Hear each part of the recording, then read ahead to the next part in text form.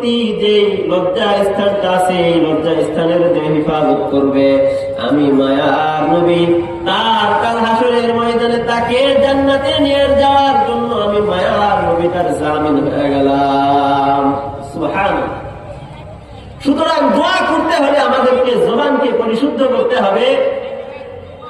কাউকে গালি দেওয়া যাবে না, কাউকে এই জবান দ্বারা কষ্ট দেওয়া যাবে না। যদি কষ্ট দেয়, গালি দেয়, তো জবান নাপাক হয়ে যাবে। আল্লাহর হাবিব হাদিসের ভিতরে বলেন, সিবাবুল মুসলিমি ফুসুকুন, মানুষকে গালি দেওয়া এটা হলো ফাসিকি, অনেক বড় একটা গুনাহের কাজ। সুতরাং সম্মানিত হাজিরিন ভাইয়েরা আমার, আমরা এই জবান দিয়ে কাউকে গালি দেব না। তো গালি দিলে আল্লাহ রাব্বুল আলামিন নারাজ হয়, আর গালি দেওয়া এটা হলো ফাসিকি, কবিরা গুনাহ। আর যারা মিথ্যা কথা বলে এদের জন্য জাহান্নাম অবধারিত।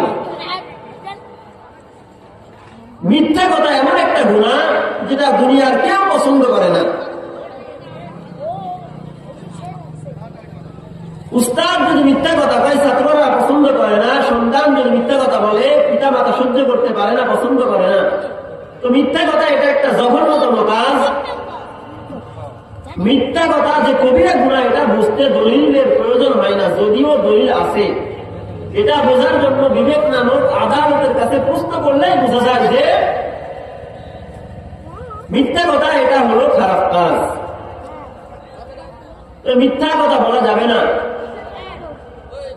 মিথ্যা কথার যদিও অনেক দলিল আছে যে মিথ্যা কথা বলার কারণে গুনাহ হয় এবং জাহান্নামে যাওয়ার আগে মিথ্যা কথা বলার কারণে। আল্লাহ রাব্বুল আলামিন বলেন, ওয়াইলু ইয়াউমাইযিল লিল মুকাদ্দিবিন, ওয়াইলু ইয়াউমাইযিল লিল মুকাদ্দিবিন, যারা মিথ্যা কথা বলে তাদের জন্য হলো ওয়াইল নামক জাহান্নাম, ওয়াইল নামক জাহান্নাম। ওরে নবীর উম্মতের দল, যারা ব্যবসায় ভেজাল করে তাদের জন্য ওয়াইল নামক জাহান্নাম। ব্যবসায় যারা ভেজাল করে, যারা মিথ্যা কথা বলে তাদের জন্য ওয়াইল নামক জাহান্নাম। আল্লাহর হাবিব হাদিসের ভিতরে বলেন, আত-তাজির সুদুকুল আমিন মান নাবিয়্যিনা ওয়াস সিদ্দিকিনা ওয়াস শুহাদা'i ওয়াস সালিহিন।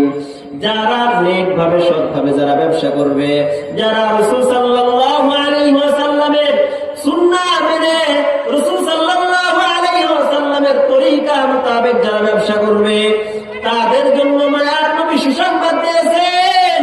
মায়ার নবী বলেন, যারা সৎভাবে যারা ব্যবসা করবে তারা সিদ্দিক সত্যবাদী শহীদদের সাথে, নবীদের সাথে কাল হাসরের ময়দানে জান্নাতের মেহমান হয়ে যাবে।